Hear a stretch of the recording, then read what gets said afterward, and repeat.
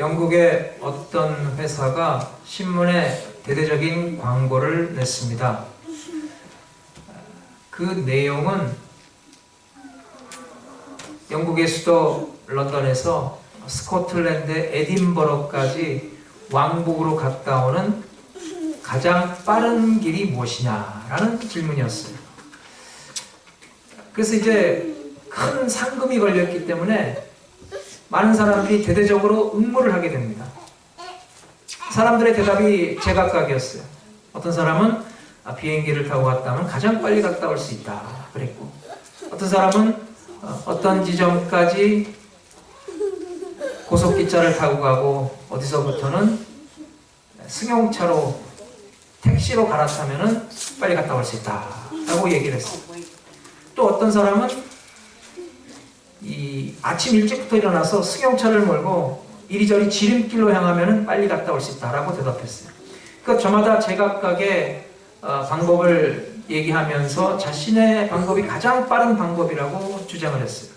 그런데 거기서 이제 1등상을 받은 그 사람의 대답은 참으로 특이했어요. 의외의 대답이 나왔어요. 그 1등상의 대답은 바로 다음과 같습니다. 내가 가장 사랑하는 사람과 갔다 오면 가장 빨리 갔다 올 수 있다. 여러분, 그렇습니다. 사랑하는 사람과 함께라면 아무리 먼 길이라도 가깝게 느껴집니다. 마찬가지입니다. 우리가 가는 길이 아무리 멀고 험하다 할지라도 우리를 사랑하신 예수님과 함께 동행한다면 우리는 얼마든지 그 길을 기쁨과 평안 가운데 갈 수 있는 줄로 믿습니다. 아멘. 오늘 본문에 나오는 광경을 한번 생각해 보겠습니다. 예수님의 제자들이 배를 타고 갈릴리 바다를 항해하고 있었습니다. 그런데 갑자기 바람이 거세게 불어와서 물결이 아주 높이 일었어요. 그러니까 예수님의 제자들이 그야말로 그 풍랑 가운데 엄청난 고난을 겪게 됩니다. 근데 예수님은 그 제자들의 고난을 외면하지 아니하시고 그 풍랑을 헤치고 예수님이 제자들에게 찾아오셨어요. 물 위를 걸어서 제자들 가운데 찾아오셔서 그 제자들을 위로해 주시고 그 거세게 몰아닥치는 풍랑을 잠잠케 해 주셨다는 것입니다. 예수님은 사랑하는 제자들을 풍랑 속에서 건져 주신 거예요. 또 오늘 본문에 보면은 베드로가 나옵니다. 베드로가 예수님을 바라보고 물 위를 걸어갔어요. 놀라운 기적이 일어났어요. 그런데 잠시 뒤에 베드로가 그만 물속에 빠지게 되었어요. 주여 구원하소서. 베드로가 간절한 마음으로 예수님께 도움을 요청했을 때 예수님께서는 지체하지 않으시고 손을 내뻗어서 그 베드로를 붙잡아서 다시 물 밖으로 건져주셨어요. 그리고 베드로를 데리고 배 위로 오르셨다는 것입니다. 그러니까 예수님께서는 고난 가운데 빠진 베드로에게 구원의 은총을 베풀어 주신 것입니다. 여러분, 그렇습니다. 예수님과 함께라면 우리는 그 어떤 거센 풍랑도 담대하게 헤쳐나갈 수가 있습니다. 예수님께서 우리를 붙잡아 주시면 우리는 물 위를 걷는 것 같은 그런 기적의 삶, 승리의 삶, 축복의 삶을 살 수가 있다는 것. 물 위를 걷는 신앙이 무엇입니까? 여러분, 바닷물은 히브리 문화에 보면 예로부터 세상 풍파, 환난과 고난을 상징합니다. 그러니까 물 위를 걷는 신앙이란 바로 세상 풍파와 환난과 고난을 초월해서 어떤 환경의 풍파에도 영향받지 않고 그 환경 위를 초월해서 예수님과 동행하는 신앙을 가리키는 것입니다. 우리가 세상 살아가면서 신앙생활하면서 얼마나 많은 문제를 우리가 맞게 됩니까?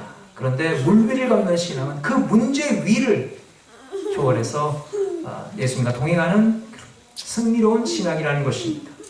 그런 은혜가 우리에게 있어야 할 줄로 믿습니다. 오늘 본문을 세 단계로 나눠서 우리가 생각해 볼 때 정말 우리 모두도 예수님처럼 물 위를 걷는 그런 신앙으로 날마다 승리하시기를 간절히 바랍니다. 아멘. 첫째로 예수님은 물 위를 걸으셨습니다. 25절 말씀, 밤 사경에 예수께서 바다 위로 걸어서 제자들에게 오시니. 예수님은 물 위를 걸으셨어요. 33절에 기록된 대로 예수님은 하나님의 아들이시기 때문입니다. 하나님의 아들이신 예수님은 물 위를 걸을 뿐만 아니라 32절 말씀대로 바다를 잠잠케 하셨어요. 여러분, 예수님은 하나님의 아들로서 무슨 일이든지 다 하실 수가 있습니다.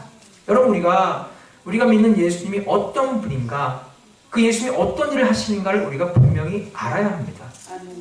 예수님께는 못 고칠 질병이 없습니다. 예수님은 12해 동안 혈루병을 앓는 여인의 병을 고쳐주셨어요. 또 베데스다 연못가에 38년 동안 누워있었던 병자를 말씀 한마디로 고쳐주셨어요. 뿐만 아니라 예수님은 소경의 눈을 뜨게 해주셨고, 벙어리를 고쳐주셨고, 귀머거리를 고쳐주셨어요. 예수님은 문둥병자의 병을 깨끗이 낫게 해주셨어요. 예수님은 중풍병자를 일으켜 세워주셨다는 거예요. 심지어 예수님은 죽은 자까지 살리셨어요. 예수님은 하나님의 아들로서 전능하신 분이기 때문입니다. 물 위를 걸으신 예수님은 물로 포도주를 만드셨어요. 보리떡 5개와 물고기 2마리로 5,000명 이상을 먹이셨어요. 그리고 남은 조각을 거두니까 12광주리에 가득 찼다는 거예요. 예수님은 전능하신 하나님이요 우리의 모든 죄를 능히 사하시는 구세주가 되십니다. 예수님은 전능하실 뿐만 아니라 전지하세요. 그러니까 예수님은 모든 것을 다 알고 계시는 분이라는 거예요. 지금 이제 오늘 본문에 보면 때가 밤 4경이라 그랬어요. 그럼 이제 우리 식으로 계산하면 새벽 3시에서 6시 사이에 밤이 한참 깊었을 때예요. 근데 그때는 엄청나게 비바람이 몰아닥치고 풍랑이 거세게 일었어요. 정말 지척을 분간하기 어려운 때입니다. 제자들이 그 풍랑에 밀려서 육지에서 그 배가 멀어져 있어요. 그러니까 제자들이 가야 할 목적지에서 이미 한참 벗어나서 이탈해 있는 것입니다. 그런데도 예수님은 제자들이 어디 있는가를 정확하게 아시고 물 위를 걸어서 제자들에게 찾아오셨다는 거예요. 왜냐하면 예수님은 전지하신 분이기 때문에, 모든 것을 다 아는 분이기 때문에 제자들이 어디 있는가를 분명히 아셨다는 거예요. 여러분에게 고난이 임했습니까? 여러분, 예수님은 모든 것을 다 알고 계십니다. 우리의 모든 사정을 다 통찰하고 계십니다. 우리가 당한 문제 가운데 우리가 그 문제를 해결할 수 있는 능력이 없을지도 모릅니다. 그러나 예수님은 모든 것을 해결하실 수 있는 전능하신 분이십니다. 그럼 우리는 낙심할 이유가 없습니다. 왜 예수님께서 물 위를 걸어서 제자들에게 오셨습니까? 제자들에게 물 위를 걷는 그런 멋있는 모습을 과시하기 위해서 오셨을까요? 그렇지 않아요. 27절 보면 예수께서 즉시 이르시되 안심하라 나니 두려워 말라. 고난 중에 있는 제자들을 위로하시고 그리고 그들에게 찾아와서 그들을 그 고난에서 건져주시기 위해서 예수님은 물 위를 걸어서 제자들에게 오셨다는 거예요. 여러분, 어려운 환경 가운데 있습니까? 예수님은 절대 우리를 홀로 버려두지 않으십니다. 볼지어다 세상 끝날까지 내와 항상 함께하리라 약속하신 예수님은 물 위를 걸어서 우리를 찾아오십니다. 안심하라 나니 두려워 말라. 우리를 위로해 주십니다. 그리고 우리가 주의 도움을 요청할 때 지체하지 않고 손을 내뻗어서 우리를 붙잡아 주시고 우리를 건져 주십니다. 다시금 물 위를 걷게 해 주신다는 것. 그래서 우리는 낙심할 필요가 없어요. 여러분, 우리가 성공했을 때만 예수님이 우리를 찾아오는 게 아닙니다. 우리가 실패했을 때도 예수님은 우리를 찾아옵니다. 우리가 강건할 때만 예수님이 우리를 찾아오는 게 아니에요. 우리가 연약해졌을 때도 예수님은 우리를 찾아오십니다. 예수님은 태어나면서도 참 앞을 볼 수 없어 눈먼 자를 찾아오셨어요. 베데스다 연못가에 38년 된 병자를 찾아오셨어요. 낙심해서 엠마오로 내려가는 두 제자에게 찾아오셔서 그들을 위로해 주셨다는 거예요. 그러니까 우리가 고난 가운데 있을 때, 어려운 가운데, 낙심할 때 예수님은 우리를 찾아오셔서 우리를 위로하시고 우리를 그 고난에서 건져주시는 분인 줄로 믿습니다. 때에 따라서는 우리가 물 가운데로 행할 때가 있습니다. 그러나 예수님은 우리를 물 가운데 버려두지 아니하시고 우리를 찾아와 주시고 우리와 함께 하셔서 그 물이 우리를 침몰하지 못하도록 우리를 보호해 주십니다. 아멘. 때로 우리가 불 가운데 지날 때가 있어요. 불과 같은 연단과 시련을 통과할 때가 있습니다. 예수님은 우리를 그 불 가운데 내버려 두지 아니하시고 우리를 찾아오셔서 우리를 보호해 주시고 지켜주셔서 그 불이 우리를 사르지 못하도록 인도해 주시는 겁니다. 예수님은 물 위를 걸으시는 분이에요. 다시 말해서 예수님은 인간의 모든 환경과 조건을 초월해서 그 위에서 역사하시는 분이라는 거예요. 우리가 당한 문제가 아무리 심각하고 크더라도 예수님 그 위에서 통찰하고 주관하시는 분이라는 것입니다. 그 예수님이 물 위를 걸어서 우리를 찾아오십니다. 오늘도 물 위를 걸어서 우리를 도와주기 위해 찾아오신 그 예수님을 믿음의 눈으로 보시기 바랍니다. 아멘. 그리고 그 예수님의 손 붙들고 어디든지 주님과 동행하며 물 위를 걷는 승리의 삶을 사시기를 간절히 바랍니다. 아멘. 둘째로 베드로는 물 위를 걸어가다 물에 빠졌습니다. 28절에서 30절 상반부에 보면 베드로가 대답하여 이르되 주여 만일 주님이시여든 나를 명하사 물 위로 오라 하소서 하니 오라 하시니 베드로가 배에서 내려 물 위로 걸어서 예수께로 가되 바람을 보고 무서워 빠져가는지라. 베드로는 물 위로 걸어오신 예수님을 보고 너무나 반가웠어요. 그래서 베드로는 참 예수님이 없는 배 안에 있는 것보다 풍랑이 일고 있지만 차라리 저 바다에서 예수님과 함께 있기를 원했어요. 그래서 베드로는 예수님에게 요청합니다. 주여 만일 주님이시면 나를 명해서 내가 물 위로 오게 하소서. 예수님이 그래 오라 명하셨어요. 그러자 베드로는 지체하지 않고 담대하게 물속으로 뛰어들었어요. 여기서 우리가 참 베드로가 얼마나 앞뒤 가리지 않고 정말 무모할 정도로 그렇게 생각보다 행동이 앞서는 이 다혈질적인 사람인가를 알 수가 있어요. 근데 여러분 사실 그렇게 다혈질적이고 성미가 급한 사람이 오히려 예수를 더 잘 믿더라고요. 자꾸 계산하고 자꾸 따지고 생각하고 기다리고 하는 사람은 선뜻 예수를 믿지를 못해요. 그러다 결국 평생이 지나가게 되더라는 것입니다. 그런데 그렇게 무모할 정도로 자신의 몸을 바다 위로 던진 베드로가 놀랍게도 예수님을 바라보면서 물 위를 걸어갔다는 사실입니다. 이건 얼마나 놀라운 일입니까? 여러분 하나님의 아들 예수님만 물 위를 걸으신 게 아니에요. 예수님의 제자인 베드로도 정말 인류 역사상 유일무이하게 바다를 걸었다는 것입니다. 얼마나 놀라운 일입니까? 예수님께서 은혜를 베풀어 주시고 예수님께서 능력을 주시니까 베드로도 물 위를 걸었다는 거예요. 아멘. 여러분 마찬가지입니다. 오늘도 우리가 예수님만을 바라보고 예수님이 우리에게 은혜 베풀어 주시고 능력을 주시면 우리는 얼마든지 물 위를 걷는 듯한 승리의 삶, 축복의 삶, 문제를 능히 이겨나가는 성도의 삶을 살 수가 있는 것입니다. 아멘. 그런데 베드로에게 문제가 생겼어요. 베드로가 물에 빠지고 말았어요. 왜 물에 빠졌습니까? 바람을 보고 무서워 빠져가는지라. 베드로가 예수님을 바라볼 동안은 아무런 문제 없이 물 위를 걸어갔어요. 그런데 베드로의 시선이 예수님에게서 벗어나서 주변에 있는 바람과 바다를 바라보았어요. 그러니까 덜커덕 겁이 나는 거예요. 그 순간 베드로는 물속으로 빠져들어갑니다. 여러분 고층 빌딩에서 유리창 닦는 사람들 보신 적 있으세요? 정말 그 아찔한 그 높이에서 그 밧줄 하나의 몸을 의지하고도 좀 담대하게 겁없이 유리창을 닦는 그런 사람들을 볼 때가 있어요. 근데 그 고층 빌딩에서 유리창 닦는 사람들이 반드시 지켜야 할 철칙이 있습니다. 뭔지 아십니까? 절대 아래를 내려다보지 말고 자기가 닦아야 할 유리창만 집중하는 거예요. 그렇잖아요? 만약에 아래를 내려다보면 천길 낭떠러지 같은 것을 보게 되면 눈이 핑핑 돌고 머리가 어지러워서 어떻게 유리창 닦는 일에 집중할 수가 있겠습니까? 베드로가 물 위를 걸어갈 수 있었던 것은 무슨 베드로에게 능력이 있어서가 아닙니다. 베드로가 오직 예수님만을 바라보았기 때문입니다. 근데 문제는 끝까지 예수님을 바라보지 못한 거예요. 그러니까 결국은 주변으로 시선을 돌렸을 때 겁이 나고 다른 생각이 나서 물속에 빠지고 말았다는 거예요. 베드로에게는 예수님 말씀 의지해서 담대하게 물 위로 뛰어들 만한 믿음은 있었습니다. 그런데 끝까지 예수님을 바라보고 가는 믿음이 부족했다는 거예요. 만약에 베드로가 끝까지 예수님만 바라보았다면 그는 절대 물에 빠지지 않았을 거예요. 아마 끝까지 물 위를 걸어서 예수님 있는 곳까지 도착했을 거예요. 그런데 예수님을 향하던 시선을 옮겨서 다른 것을 보니까 다른 생각이 나서 결국은 물에 빠지고 말았다는 거예요.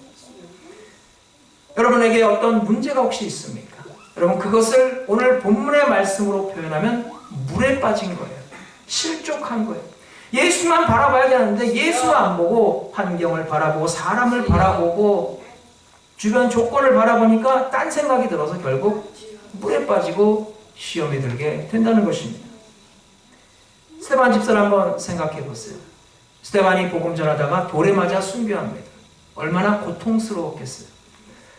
근데 그 순간 스데반은 자기를 죽이는 원수들을 보지 않고 하늘을 우러러 하나님 보좌 우편에 예수님을 보았어요. 그때 예수님께서 스데반에게 세상이 줄 수 없는 평안을 주셨어요.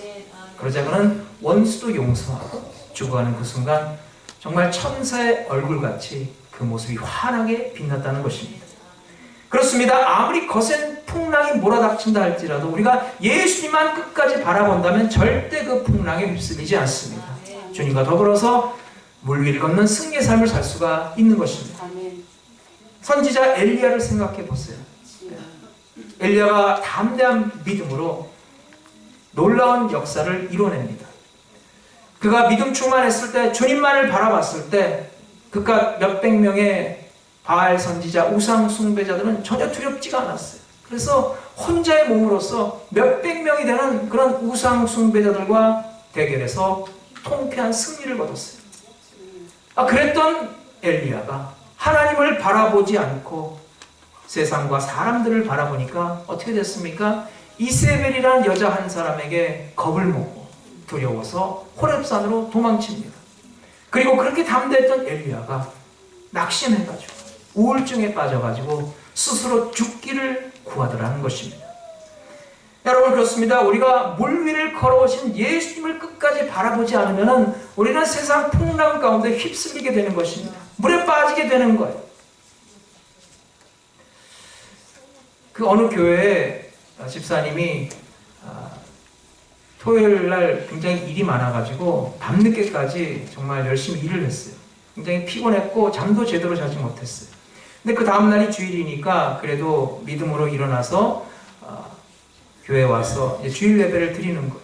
근데 얼마나 피곤한지 눈꺼풀이 막 천근만근 무거워서 이 설교 시간에 꾸벅꾸벅 졸기 시작했어요.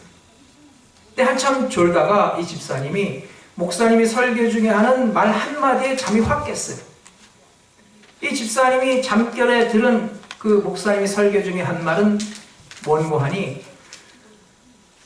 라면 3개를 잘 사려면 이렇게 해야 한다 하는 말이었어요. 아니 목사님이 갑자기 설교하다가 왜 엉뚱하게 라면 3개를 잘 사야 한다고 말씀하실까? 왜 엉뚱하게 갑자기 라면 타령일까? 그렇게 생각이 됐어요. 근데 이제 설교 도중이니까 옆에 있는 사람에게 물어볼 수도 없고 예배 끝날 때까지 꾹 참고 기다렸어요. 예배 끝나자마자 이제 옆에 있던 부인에게 물어보는 거예요. 아니 여보, 내가 설교 중에 들어보니까 목사님이 설교 중에 갑자기 무슨 라면 3개를 잘 사야 한다고 하시는데 도대체 왜 목사님이 갑자기 설교 도중에 엉뚱한 얘기를 하실까요? 그러니까 이제 부인이 인사 말씀을 이렇게 말하는 거예요. 아이고 당신 또 설교 시간에 졸았군요. 목사님이 설교 중에 하신 말씀은 라면 3개를 잘 사려면이 아니라 남은 생애를 잘 살려면 이렇게 한다는 것이었죠.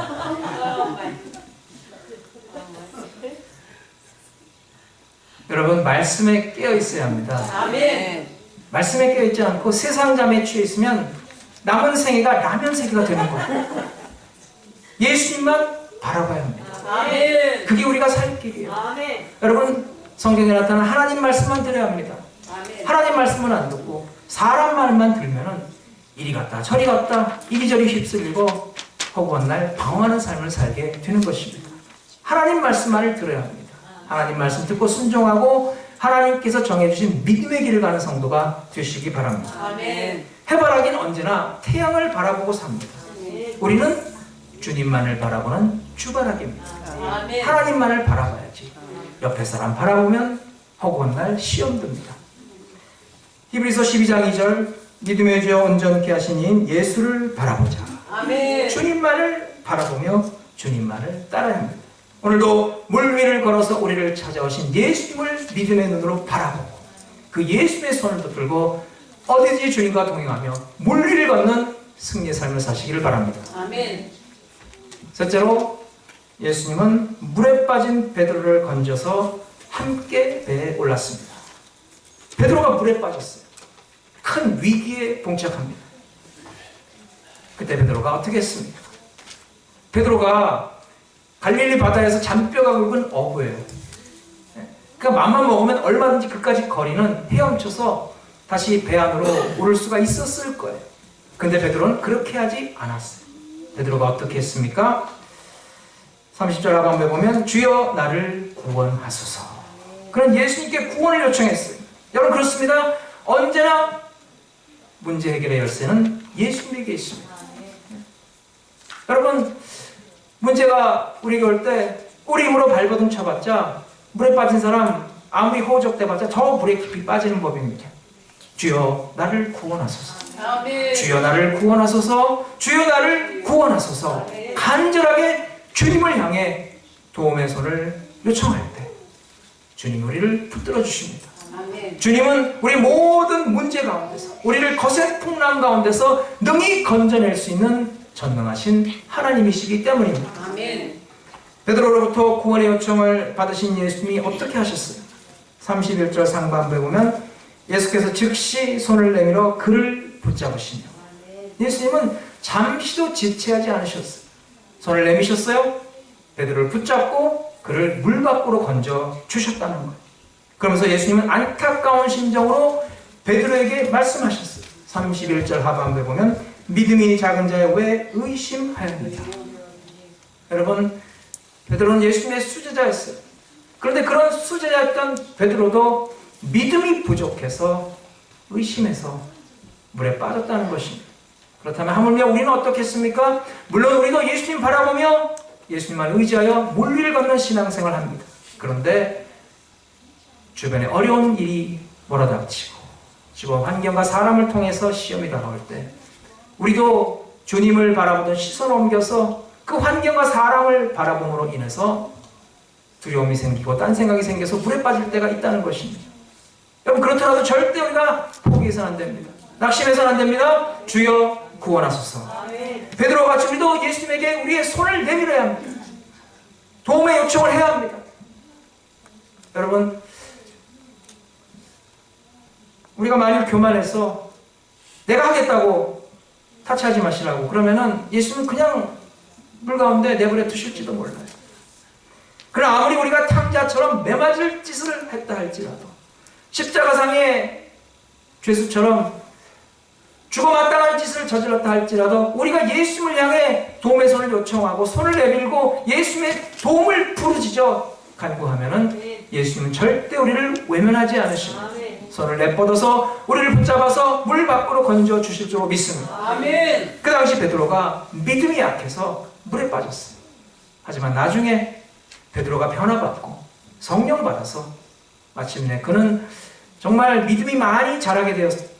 그리고 초대교회 리더로서 예수 복음을 전하는 대사도로서 열심히 사명 감당하다 나중에는 예수님을 위해서 십자가에 거꾸로 매달려 순교하게 됩니다.